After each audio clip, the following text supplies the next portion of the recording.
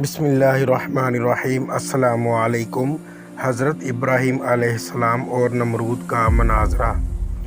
زید بن اسلم رحمہ اللہ تعالیٰ علیہ کا قول ہے کہ 1 سالی تھی لوگ نمرود کے پاس جاتے تھے اور غلہ لے آتے تھے۔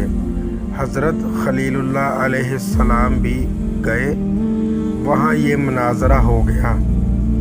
بدبخت نے آپ علیہ السلام کو غلہ نہ دیا، آپ خالی ہاتھ واپس آئے۔ گھر کے قریب پہنچ کر آپ نے دونوں بوریوں میں ریت بھر لی کہ گھر والے سمجھیں کچھ لے آئے۔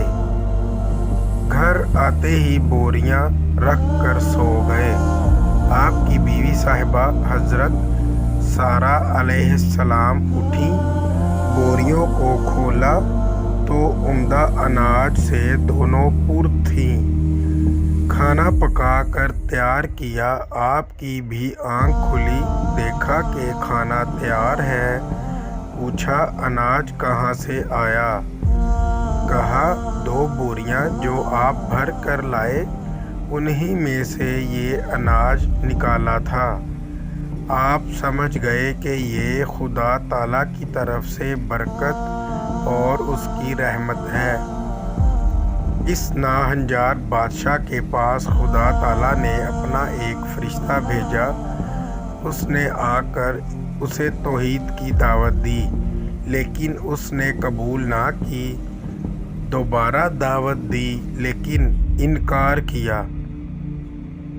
تیسری مرتبہ خدا تعالیٰ کی طرف سے بلایا، لیکن پھر بھی یہ منکر ہی رہا۔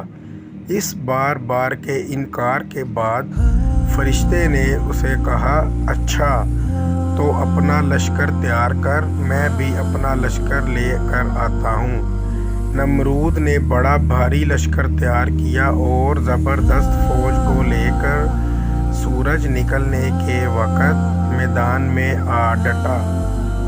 ادھر اللہ تعالیٰ نے مچھروں کا دروازہ کھول دیا، بڑے پھر اس کثرت سے آئے کہ لوگوں کو سورج بھی نظر نہ آتا تھا۔ یہ خدائی فوج نمرودیوں پر گری اور تھوڑی دیر میں ان کا خون تو کیا، ان کا گوشت پوست سب کھا پی گئی اور سارے کے سارے وہیں ہلاک ہو گئے۔ ہڈیوں کا ڈھانچہ باقی رہ گیا۔ انہی مچھروں میں سے ایک نمرود کے نتھنے میں گھس گیا اور 400 سال تک اس کا دماغ چاٹتا رہا۔ ایسے سخت عذاب میں وہ رہا کہ اس سے موت ہزاروں درجہ بہتر تھی۔ اپنا سر دیواروں اور پتھروں پر مارتا تھا، ہتھوڑوں سے کچلواتا تھا۔